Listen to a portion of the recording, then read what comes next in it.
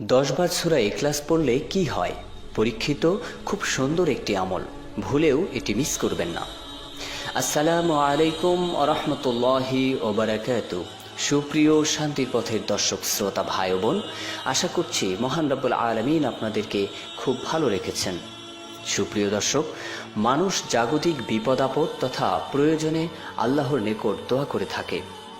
কারো দোয়া সঙ্গে সঙ্গে কবুল হয়ে যায়, আবার কারো দোয়া অনেক দেরিতে কবুল হয়, আবার কারো দোয়ার পরিণাম পরকালে প্রদান করা হবে। কিন্তু দোয়া করার আগে দোয়া কবুলের পরিবেশ তৈরি করতে হবে। কিভাবে দোয়া করলে আল্লাহ তাআলা বান্দার দোয়া কবুল করবেন, এই ব্যাপারে আল্লাহ তাআলা এই বিষয়ে পবিত্র কোরআনুল কারীমের ভিতরে মানুষকে স্পষ্টভাবে জানিয়ে দিয়েছেন। দোয়া কবুল হওয়ার একটি শর্ত মহান আল্লাহ তাআলা সূরা মুমিনুনের ৬৬ নম্বর আয়াতে বলে দিয়েছেন। সেখানে আল্লাহ তাআলা বলেছেন, তিনি চিরঞ্জীব, তিনি ব্যতীত আর কোনো ইলাহ নেই, অতএব তাকে ডাকো এবং তার নিকট চাও একনিষ্ঠ ইবাদতের মাধ্যমে।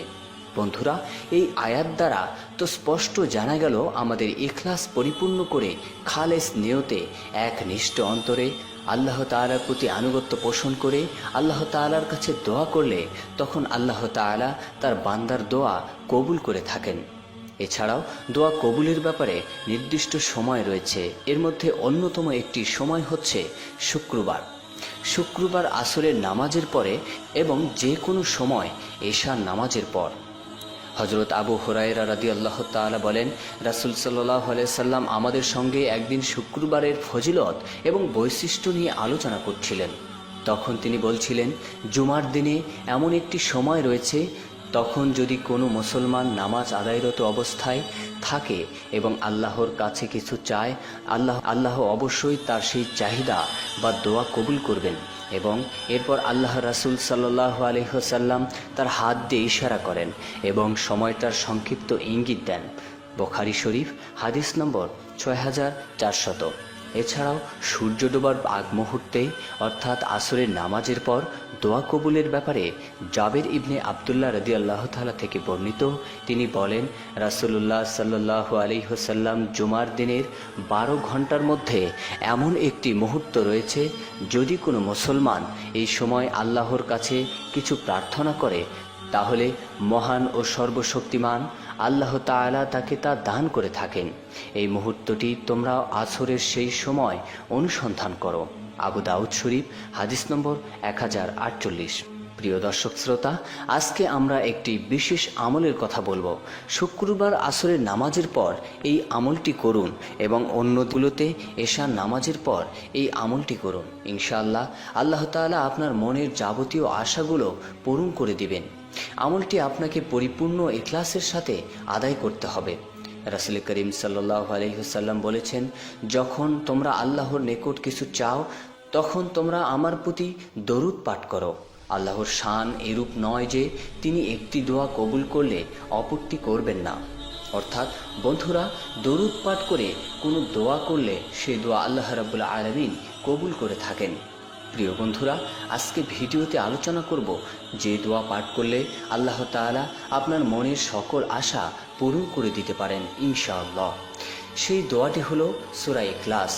সূরা ইখলাস 3 বার পাঠ করে আল্লাহর দরবারে দোয়া করলে আল্লাহ সেই ব্যক্তির নেক আশা পূর্ণ করে দেন।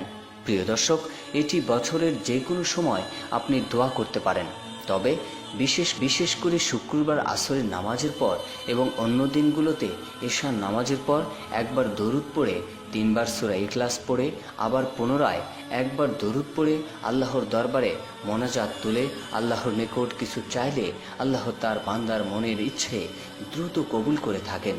সম্মানিত ভিউয়ার্স, এছাড়াও এই সময়টিতে অর্থাৎ শুক্রবার আসরের নামাজের পর এবং অন্য দিনগুলোতে এশার নামাজের পর আয়াতুল কুরসি, সূরা হাশরের শেষ 3 আয়াত, সূরা ইয়াসিন, সূরা আর রহমান পড়ে আল্লাহর কাছে দোয়া করা যেতে পারে, যদি আপনার হাতে পর্যাপ্ত সময় থেকে থাকে।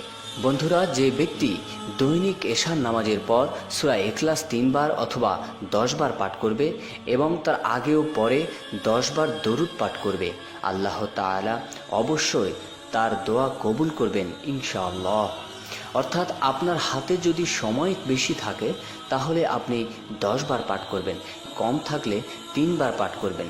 প্রিয় দর্শক শ্রোতা, হযরত আবু সুলাইমান রাহমাতুল্লাহি আলাইহি বলেন, যে ব্যক্তি আল্লাহর কাছে প্রার্থনা করতে চায় তার উচিত হবে প্রথম দরুদ পাঠ করা এবং দরুদ দ্বারা দোয়া শেষ করা, কারণ আল্লাহ উভয় দোয়াই কবুল করেন। রাসূলুল্লাহ সাল্লাল্লাহু আলাইহি ওয়াসাল্লাম বলেন, যখন তোমরা আল্লাহর কাছে কিছু চাইবে তার আগে তোমরা আমার প্রতি দরুদ পাঠ করবে। প্রিয় দর্শক, সূরা ইখলাসকে যারা ভালোবাসেন তারা জান্নাতে যাবেন। হাদিস শরীফে এসেছে, জনৈক ব্যক্তি আল্লাহ রাসূল সাল্লাল্লাহু আলাইহি সাল্লামের কাছে এসে আরজ করলেন, ইয়া রাসূল আল্লাহ, ইয়া হাবিব আল্লাহ, আমি সূরা ইখলাসকে ভালোবাসি। তখন রাসূল সাল্লাল্লাহু আলাইহি সাল্লাম বললেন, সূরা ইখলাসের প্রতি ভালোবাসা তোমাকে জান্নাতে দাখিল করাবে। মুসনাদে আহমদ, হাদিস নম্বর 3141। মহানবী সাল্লাল্লাহু আলাইহি ওয়াসাল্লাম আরও বলেন, যে ব্যক্তি প্রতিদিন 200 বার সূরা ইখলাস পাঠ করবে, তার 50 বছরের গুনাহ মাফ করে দেওয়া হবে, তবে ঋণ থাকলে তা মাফ হবে না। তিরমিজি শরীফ, হাদিস নম্বর 2898। রাসূল পাক সাল্লাল্লাহু আলাইহি ওয়াসাল্লাম আরও বলেছেন, যে ব্যক্তি দৈনিক সূরা ইখলাস 10 বার পাঠ করবে, আল্লাহ তার জন্য জান্নাতে একটি প্রাসাদ তৈরি করবেন। সহিহ জামে সাগীর, হাদিস নম্বর 6472।